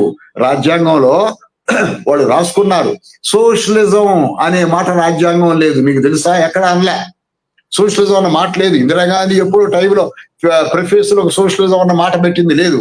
ఏముంది రాజ్యాంగంలో? Indian socialism. ఏంటది? Social justice. వాళ్ళు క్లియర్ గా ఎవరు సోషలిజం అన్న మాట అంటే నెహ్రూ అండ్ అంబేద్కర్ ఇద్దరు చెప్పినారు. సోషల్ జస్టిస్ చేయడమే ఇక్కడ సోషలిజం. అంటే వెల్త్ ఎకనామిక్ జస్టిస్, ఎక్కువ వెల్త్ ఉంటే డిస్ట్రిబ్యూట్ చేయాలి. పొలిటికల్ జస్టిస్ అంటే అందరూ పొలిటికల్ ప్రాక్టీస్ లోకి రావాల, అందరూ సోషల్ గా ఒకటి అవ్వాల. అదే justice economic justice, social justice, political. ఇది ఇండియన్ సోషలిజం అన్నారు వాళ్ళు. మేము దీని ద్వారా తీసుకొస్తాం అన్నారు. కానీ నెహ్రూకి అర్థమైంది లాస్ట్ దశలో, చనిపోయే ముందు ఆయన నిద్ర కోల్పోయింది. ఈయన అనుకున్నట్టుగా వెల్త్ డిస్ట్రిబ్యూషన్ జరగట్ల, ఆయన అనుకున్నట్టుగా సోషల్ జస్టిస్ జరగట్ల. సో కాబట్టి దీని మీద నేను ఈ ఒక్క పని కూడా చేసిపోతే, రాజ్యాంగ నిర్మాతంలో ఉన్న నేను ఇది కూడా చేస్తే బాగుండేదే అనుకోవడం జరిగింది. వాస్తవంగా నెహ్రూ చనిపోయిన తర్వాత పూర్తిగా ప్రైవేటైజేషన్ పోవడం జరిగింది. Privatisation against concept of Indian social justice, privatisation against Indian constitution. Indian constitution చెప్పింది 38, 39 ఆర్టికల్స్ లో ఏముంటాయి? Wealth distribution, concentration of wealth ఉండకూడదు. కాన్సన్ట్రేషన్ ఆఫ్ వెల్త్ లేదు, లక్షల ఖర్చు పెడుతుండే ఒక్కొక్కటి ఈ రోజున. అది అది అది అప్పుడే బిగిరవుతా ఉంది. నెహ్రూకి అర్థమైంది వెల్త్ వాళ్ళ చేతిలోకి పోతుంది, అది రావటం లేదు, దీన్ని ఎట్లా చెయ్యాలా. కానీ వెల్త్ మళ్ళీ వాళ్ళ దగ్గర లేకపోతే ఇండస్ట్రియల్ ఎక్స్పాన్షన్ కూడా ఉండాలి. ఈ కాంట్రడిక్షన్ మధ్య నెహ్రూ అన్ని సమస్యలు పరిష్కరించలేకపోతున్నాను అనేటువంటి బాధ ఉంది. నేను చెప్పినటువంటి సోషలిజం అట్లీస్ట్ పావర్టీ పోవాలా, ఎంప్లాయ్మెంట్ రావాలా అనేది కూడా ఫుల్ ఫ్లెడ్జ్డ్ చేయలేదు అనేటువంటి బాధలో ఆయన లాస్ట్ మూమెంట్ లో ఆలోచనతోటే రాత్రిళ్ళు పగలు నిద్ర లేకుండా ఉండేవాడు. సాల్వ్ చేయలేను అనుకున్నాడు, హెల్త్ పోయింది, హార్ట్ అటాక్ వచ్చింది. ఒరిస్సాలో ఏదో మీటింగ్ లో మాట్లాడుతూ కింద పడుతుంటే ఇందిరాగాంధీ పక్క నుండి పట్టుకుంది. సో ఇందిరాగాంధీకి రాజకీయం నేర్పడం కూడా లాస్ట్ దశలో మొదలు పెట్టాడు. పదవి ఇయ్యల, కానీ చూడమన్నాడు, అంటే గవర్నమెంట్ లో పదవి ఇయ్యల, కాంగ్రెస్ లో తీసుకొచ్చాడు. ఇవి ఎలా ఏంటి అనేది తెలుస్తూ ఉన్నాడు. ఆయన ఉద్దేశం ఆమె ప్రధానమంత్రి కావాలో లేదో తెలియదు కానీ, బట్ ఆయనకి ఆ టైంలో నెహ్రూ చనిపోయే ముందు ఇంత ఆలోచన విధానంతో ఒక నాయకుడు ఉన్నాడు అనే భావన ఆయన కలగల. అంటే ఆర్థిక విధానం తెలవాలి భారతదేశానికి, అలాగే సోషల్ ఇన్ఈక్వాలిటీస్ తెలవాలి, కాస్ట్ స్ట్రక్చర్ ఎలా ఉందో తెలవాలి. వాస్తవంగా చెప్పాలంటే కొంచెం నేను ఎగ్జాగరేట్ చేయలేదు అని మీరు అనుకుంటే, అన్ని గ్రూపులని సమాజాన్ని అర్థం చేసుకొని ఒకటి భారతదేశం ఒకటిగా చెయ్యాలనేటువంటి వాడు మొట్టమొదలు అశోకుడు. అర్థం చేసుకున్నాడు ముందు ఒక యుద్ధం తర్వాత తను తప్పైంది అనుకున్నాడు. ఇంత దేశాన్ని కూడా మొత్తం ఎక్కడ మన దగ్గర ఆంధ్ర దగ్గర నుంచి తమిళనాడు వరకు పోయింది, అక్కడ బీహార్ వరకు ఒకటిగా మొదటిసారి చేసింది అశోకుడు. అలాగే అక్బరు కూడా అంతేకాదు, ఈ మతాలు విడదీస్తుంది అని దీన్ ఇలాహి అనే మతాన్ని, హిందూ మతం కాదు ముస్లిం మతం కాదు, మతం ఇంపార్టెంట్ అని వాళ్ళు అనుకుని దాన్ని ఇంటిగ్రేట్ చేసి భారతదేశం మొత్తం కూడా ఇంటిగ్రేట్ అయింది సెకండ్ టైము అక్బర్ టైంలో. అలాగే జవహర్లాల్ నెహ్రూ టైంలో మొత్తం భారతదేశం ఎక్సెప్ట్ పాకిస్తాన్ మొత్తం, అంటే ఎక్స్ట్రీమ్ కేరళ, చాలా టైం కేరళ లేదు, ఇంటిగ్రల్ పార్ట్ ఆఫ్ ఇండియా కాలే, అలాంటిది కాశ్మీర్ వరకు ఇంటిగ్రేట్ పార్టీ చేసి డిఫైన్ చేశాడు. ఇండియా అంటే దిస్ ఈజ్ ఇండియా అని చెప్పి చేయడంలో ఆయనకు తృప్తి ఉంది. ఇక భారతదేశం ఎక్కడికి పోదు, ఇది విడిపోదు, ఎంతవరకు చేశాను కానీ అన్ని సమస్యలు పరిష్కరించలేదు అనేటువంటి బాధతోటి ఆయన చనిపోవడం జరిగింది. లాస్ట్ స్టేజ్ లో ఉండేటువంటి బాధలకి ఆయన అర్థం అనుకోండి, నేను చెయ్యలేదు అనుకోండు. ఆయన ఉన్న ఆ పీరియడ్ లో ఆ మాత్రం చేయటం అనేటువంటి ఆయన ఫౌండేషన్ వల్ల ఈ రోజున మనకు మంచి లీడర్లు లేరు. ఏం తిట్టుకుంటున్నారండి నాయకులు? తిట్టుకోవటమా? ఆ రోజు తిట్టుకున్నారా? ఒక్కళ్ళు తిట్టుకున్నారా? అందరూ పోయి మాట్లాడుకొని రావట్లే. పార్లమెంట్ లో ఎలాంటి విమర్శలు చేసేవాళ్ళు, తిట్టుకోవటం కాదు, నీ పాలసీ ఇది, అది కాదు, ఇది కావాలి అని చెప్పేసి అనుకున్నారు. బయటకు వచ్చినప్పుడు ఒకళ్ళొకళ్ళు షేక్ హ్యాండ్ తీసుకొని కలిసి పార్లమెంట్ క్యాంటీన్ లో టీ తాగి ప్రైవేట్ లో మరి ఇది చేస్తున్నా తప్పంటావా ఒప్పంటావా అని అడగలే. ఎంత క్లోజ్ గా ఉండేవాళ్ళు అందరూ. బీటీ రణదివి గట్టి అటాక్ ఇచ్చాడు నెహ్రూకి వ్యతిరేకంగా. వీఆర్ అగేన్స్ట్ యూ అన్నాడు. యు ఆర్ స్టూజ్ ఆఫ్ ఇంపీరియలిస్ట్ అని చెప్పేసి అన్నాడు. ఫస్ట్ బలమైనటువంటి అటాక్. అయినా ఏం పట్టించుకోలే, అయినా కలిసి మాట్లాడుతూ ఉండేవాడు. ఆ రోజున అది అన్నమాట వాళ్ళకి ఉంది. అది మనం నేర్చుకోవాల్సింది ఏంటంటే, నాయకుడు అవ్వేటవాడు టాలరెన్స్. భారతదేశంలో నాయకుడు అనేవాడు అన్ని మతాలని కులాలని కలుపుకుపోవాలా. ఒక కులానికో ఒక మతానికో ఒక ప్రాంతానికో ఎగెనిస్ట్ గా మాట్లాడకూడదు. అది foundation of Indian democracy. Capital generate చేసే ఎకానమీ కావాలి. పావర్టీ ఇంకా ఉంది భారతదేశంలో. ఆ రోజున 46% బిలో పావర్టీ లైన్. ఈ రోజు 18, 19, 20% బిలో పావర్టీ లైన్.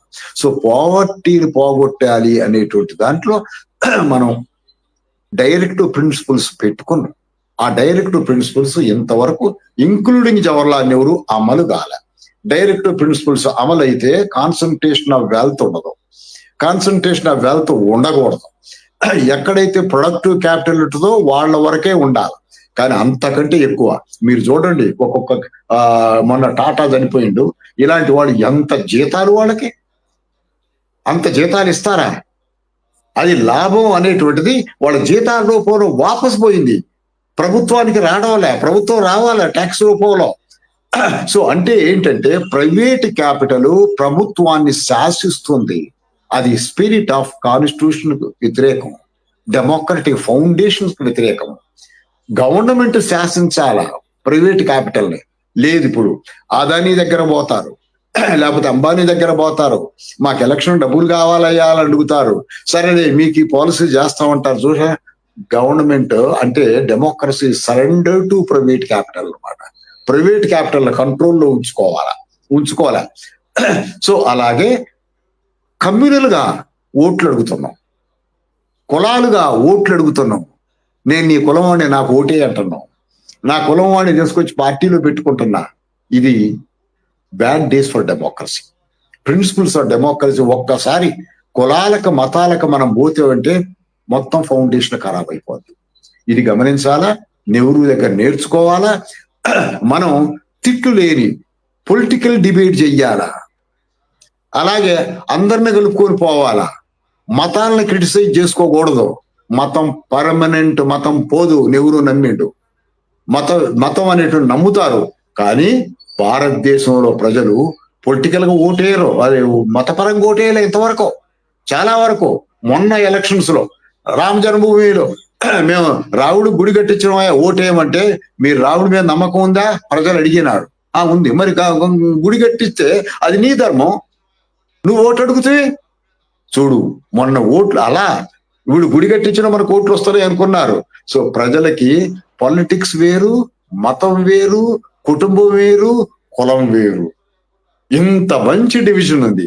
ఎలక్షన్ వచ్చే వరకు అవి చూడరు. ఏం చేసింది గవర్నమెంట్? నాకేం ఇస్తుంది? నాకు ల్యాండ్ కూడా కన్స్ట్రక్షన్ ఇస్తుందా? నా పిల్లాడికి చదువు వస్తుందా? నా పిల్లాడికి ఉద్యోగం వస్తుందా అనేటువంటి భావన ప్రజలకు వచ్చింది. కాబట్టి ఈ రోజున ప్రజాస్వామ్యం సర్వైవ్ అయింది. ప్రజాస్వామ్యం అనేటువంటి మాట నాయకుడు కాదు, ప్రజలకు తెలుసు. నీ భూమి నేను తీసుకుంటా, వాడు ఊరుకోడు. అరే నువ్వు పలానా కులం వాడేదా వెదవా అంటే, అరే నన్ను అంటావురా, నా కులం పో, నీ మీద కేసు పెడతా అది వాళ్ళకుంది. నేను కేసు పెట్టొచ్చు. చూడండి ఎంత బాగుందో. ది ఐడియా ఆఫ్ డెమోక్రసీ ప్రజల మైండ్ లో సెటిల్ అయ్యి ఉంది. అందుకే చాలా మంది డెమోక్రసీ మీద, ఇండియన్ డెమోక్రసీ మీద స్టడీ చేసిన వాళ్ళు నాయకులు ఖరాబ్ అయినారు, ఓటర్ కాలేదన్నారు. ఓటర్ ఈ దేశాన్ని రక్షిస్తుంది అన్నారు. ఓటర్కి అలాంటి ఇండిపెండెన్స్ ఇచ్చింది ఫస్ట్ 3 ఎలక్షన్స్ లో. నెహ్రూ వాళ్ళని స్ట్రెంథెన్ చేశాడు, వాళ్ళకు ఫ్రీడమ్ ఇచ్చాడు, మీరు ఇండిపెండెంట్ అన్నాడు.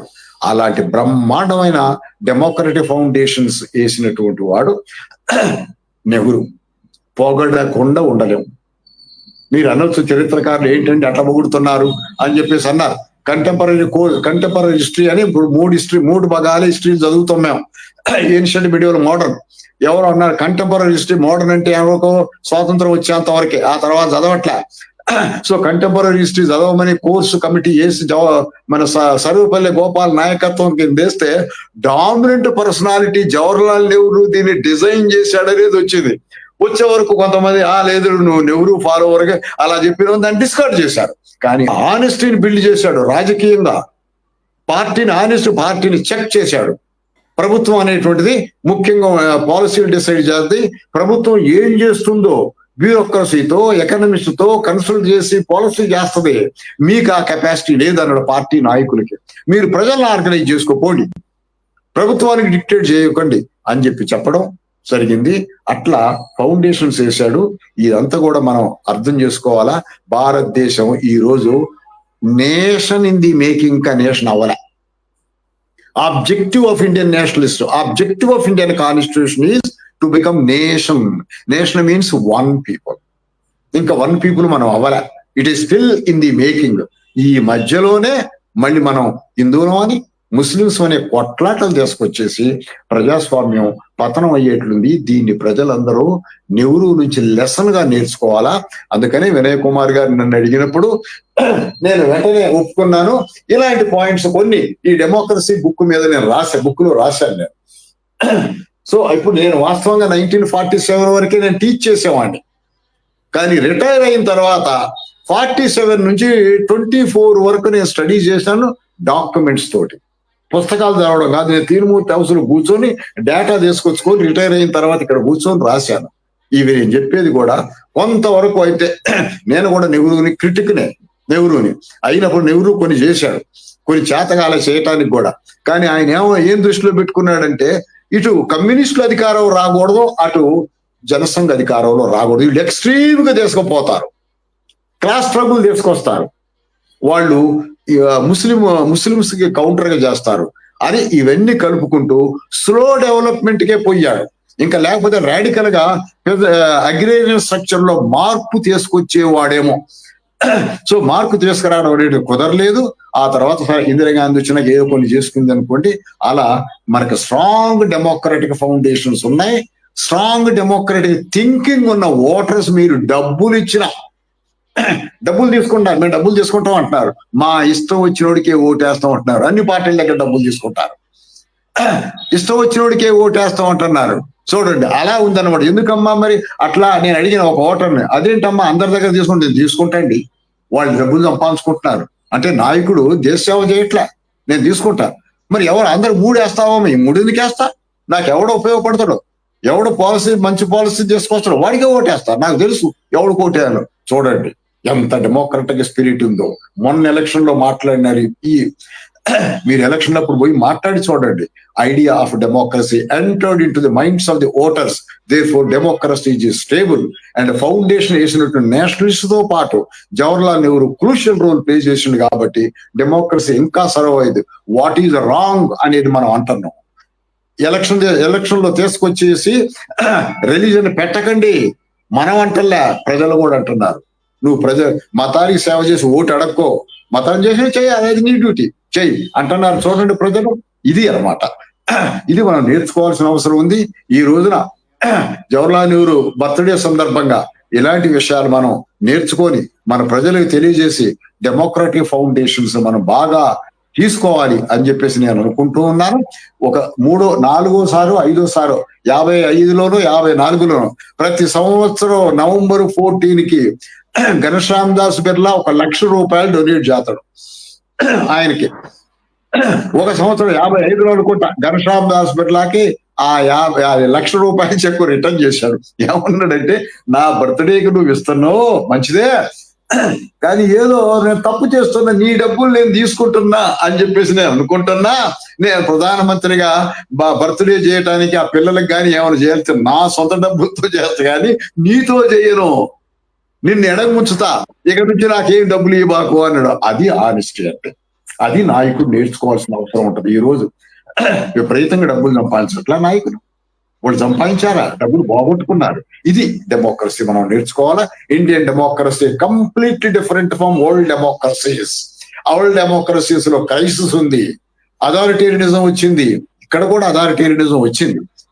కానీ వెంటనే ప్రజలు కరెక్ట్ చేశారు. ఏది ఎమర్జెన్సీ అన్ని పవర్ చేతిలో పెట్టుకుని వెంటనే కరెక్ట్ చేశారు ప్రజలు. ఈ రోజున భయపడతాడు ఎవడైనా ఎమర్జెన్సీ పోవాలంటే ఏ నాయకుడైనా. ప్రజలు ఓడిస్తారు అనేటువంటి తెలుసు. అలా ప్రజల మైండ్ లో ఉంది కాబట్టి డెమోక్రసీ సర్వ్ అవుతుందని చెప్తూ వినయ్ గారు నన్ను మాట్లాడి ఈ రోజు ఇన్ని విషయాలు చెప్పేటువంటి అవకాశం ఇచ్చినందుకు మీకు ధన్యవాదాలు చెప్తాను. Thank you sir. మీరు మాటల్లోనే ప్రస్తుత ప్రభుత్వం నెహ్రూ కాలం నాటి ప్రభుత్వానికి మధ్యలో ఉండేటువంటి తేడాలు చెప్పారు. ఆయన అన్ని ఇన్స్టిట్యూషన్స్ ను ఫ్రీగా నడవనిచ్చారు. చాలా కృషి చేస్తూనే ఒక నియమబద్ధమైన అభివృద్ధి అనేటువంటి దాంతో ఉన్నప్పటికీ కూడా ఎలక్షన్ కమిషన్ కానీ, సుప్రీం కోర్టును కానీ, మిగతా గవర్నమెంట్ బాడీస్ ను కానీ, యూపీఎస్సీ కానీ, యూజీసీ కానీ అవన్నీ ఇండిపెండెంట్ గా ఫంక్షన్ చేయడానికి అవకాశం కల్పించారు అని చెప్పారు మీరు. ప్రస్తుత ప్రభుత్వంలో అటువంటి పరిస్థితి ఉందా? ఎంత తేడా ఉంటుంది ఇక్కడ అనేటువంటి దాని మీద ఏదైనా చెప్పండి సార్.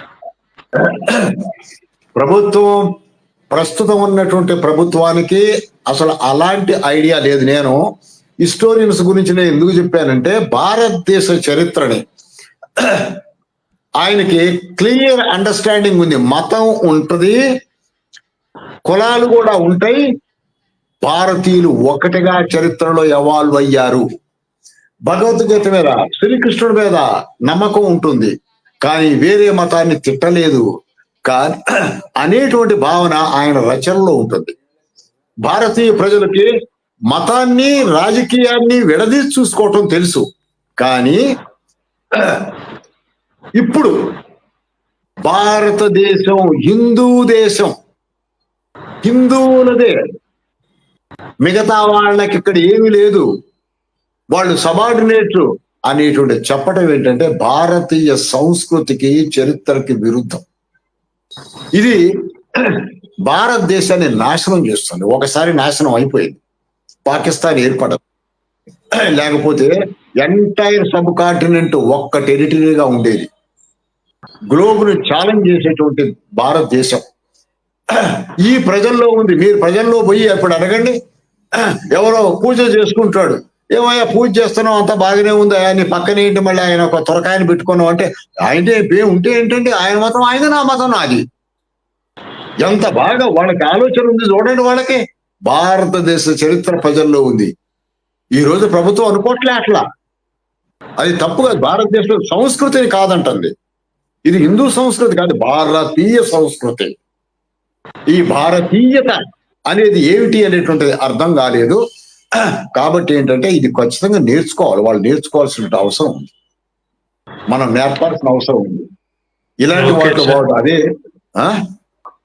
ఓకే, ఇప్పుడు ఈ ప్రైవేట్ పెట్టుబడిని అదుపులో ఉంచాలి అన్నట్టు అని నెహ్రూ భావించాడు.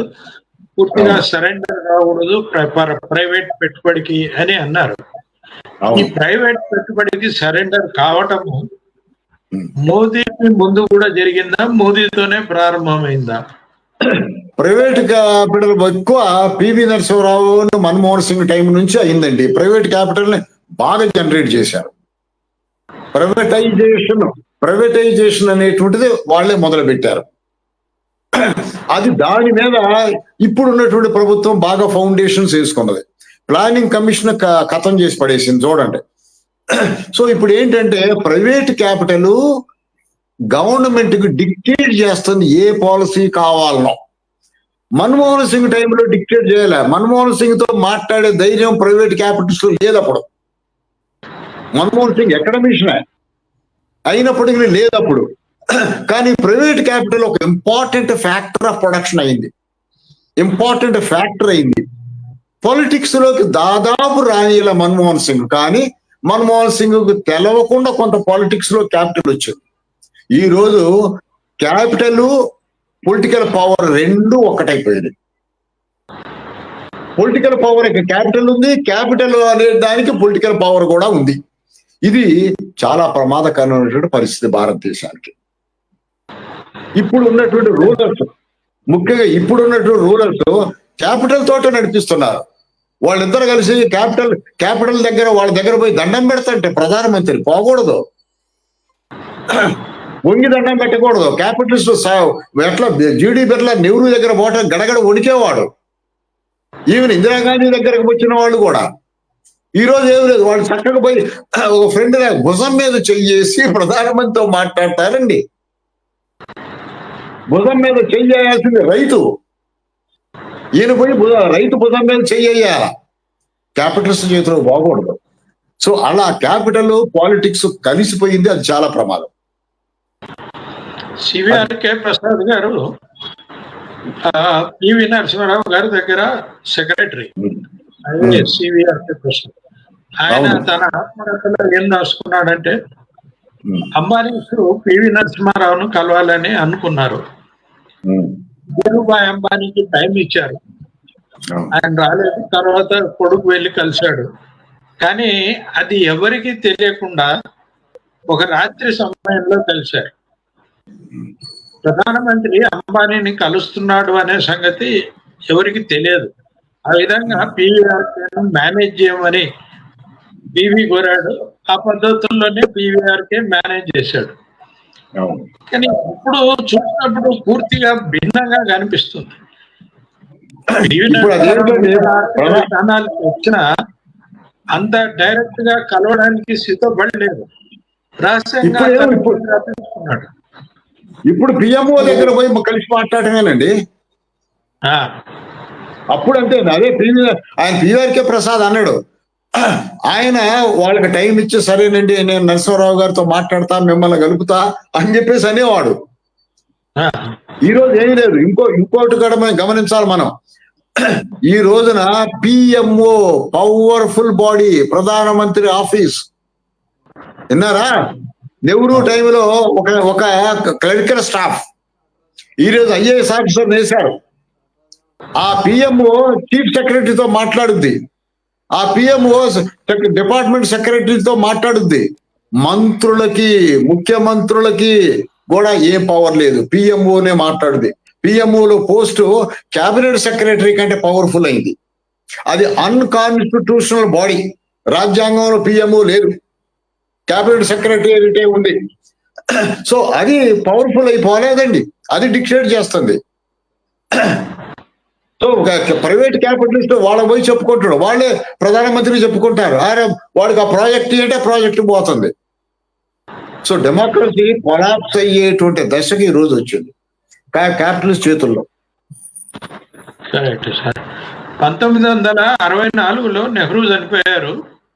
సరే, ఆయన చనిపోయిన దాని మీద రకరకాల వదంతులు ప్రచారంలో ఉన్నాయి. ఆయన సుఖ రోగాలతో చనిపోయాడు, చికిత్సలు చనిపోయాడు. ఆయన చివరి మినిట్ వరకు ఉన్నాడు కదా, హార్ట్ అటాక్ పోయారు ఆయన. అది అందరికీ తెలిసిన విషయమే. అయినా ఇటువంటి వదంతులు ప్రచారంలో ఉన్నాయి. సరే, అది వేరే విషయం. 64 నుంచి ఈరోజు 24 వరకు, అంటే మొత్తం 60 ఏళ్ళు. ఈ 60 ఏళ్ల తర్వాత 60 కాదండి 60 ఏళ్ల తర్వాత ఇప్పుడు మళ్ళీ రాహుల్ గాంధీ అప్రోచ్ లో కొంత మార్పు కనపడుతుంది. కులగణన చేయాలి, ఇవన్నీ కూడా కొంత మార్పు కనపడుతుంది. కాంగ్రెస్ పార్టీ థింకింగ్ లో మార్పు వచ్చిందని భావించవచ్చా, లేదా అది కేవలం రాహుల్ గాంధీ వరకే ఉందా? రాహుల్ గాంధీ కూడా సీరియస్ గా నిజంగానే అట్లా భావిస్తున్నాడా? ఈ మార్పు ఎందుకు వచ్చింది రాహుల్ గాంధీకైనా, ఎందుకు వచ్చింది మార్పు? మీ అభిప్రాయం ఏంటి? వాస్తవంగా నేను ఇప్పుడే మీకు చెప్పాను, ప్రైవేటైజేషన్ అన్కాన్స్టిట్యూషనల్ అంటే మన కాన్స్టిట్యూషన్ లో లేనటువంటి దాన్ని చేసుకొచ్చి పెట్టిన సర్ప్లస్ బాగా జనరేట్, ప్రైవేట్ పాకెట్ లో పోవడం, డిస్ట్రిబ్యూషన్ జరగకపోవడం అనేటువంటిది రాజ్యాంగానికి బయట జరగాల్సింది జరిగింది. కాంగ్రెస్ కి ఏంటంటే చరిత్ర మీద అవగాహన ఉంది, వాళ్ళకి ఇంటలెక్చువల్స్ ఉన్నారు. వాళ్ళ ఇంటలెక్చువల్స్ నేను అనుకుంటున్నా సోషల్ జస్టిస్ అనే మాట రాజ్యాంగంలో ఉన్నది, మనం డివియేట్ అయిపోయినాం దాని కింద. Ultimative objective of the democracy is to meet social justice, అది ఉంది. ఇప్పుడు వాళ్ళు రియలైజ్ అయ్యి రాహుల్ గాంధీ దృష్టికి తీసుకుపోయారు అని నేను అనుకుంటున్నా. అది 21వ శతాబ్దపు డిమాండ్ అవుద్ది అనుకుంటున్నా. నెక్స్ట్ గవర్నమెంట్స్ అన్ని కూడా సోషల్ జస్టిస్ మీద మాట్లాడాల్సిన వస్తుంది. సోషల్ జస్టిస్ ద్వారా భారతదేశం జాతి అవుతుంది. ఇది మనం మర్చిపోయినాం. అంతేకాదు పవర్ఫుల్ ఫౌండేషన్ సోషల్ జస్టిస్ ఇప్పుడు ఈ రోజున ఉంది. ఏంటది అంటే ఎనార్మస్ వెల్త్. భారతదేశం పూర్ దేశం కాదు, బోల్డ్ అంత వెల్త్ క్రియేట్ అయింది. పావర్టీ ఉండొచ్చు కింద, ఎనార్మస్ వెల్త్. మన దగ్గర చూసే ఫ్లైట్లు, బిల్డింగులు, రోడ్లు, ప్రాజెక్టులు, ఇవన్నీ చూడండి, వెల్త్ ఉంది. ఈ వెల్త్ ఉన్న టైంలోనే ఎకనామిక్ జస్టిస్ సాధ్యం. ఈ సోషల్ జస్టిస్ కు చాలా పెద్ద చరిత్ర ఉంది అనేటువంటి విషయం ఎవరో కాంగ్రెస్ నాయకులు, కాంగ్రెస్ ఇంటలెక్చువల్స్ ఆయన దృష్టికి తీసుకురావడం చిన్న విషయం కాదు, చాలా పెద్ద విషయం ఇది. సో ఇది బహుశా నేను అనుకుంటా ఎవరైనా ఇప్పుడు ఛాలెంజ్ చెయ్యాలా. ఇప్పుడు నరేంద్ర మోడీ దాన్ని అడ్రస్ చేయక తప్పదు. మేము వ్యతిరేకం, మేం చెయ్యం అని అంటాడా? ఆ మాట మాట్లాడలే. మొత్తం ఇండియాలో మొన్న పాదయాత్రలో మాత్రం ఈ ఎజెండాని ప్రచారం చేయడం, అందరూ మాట్లాడేటువంటి కార్యక్రమం తీసుకునేటువంటి చేశాడు. ప్రావిన్షియల్ కాంగ్రెస్ నాయకులకి ఇది అర్థమే కాలే. అదేంటి అనేది వాళ్ళకి అర్థం కాలే. వాళ్ళ క్లాసులు తీసుకోవాలి.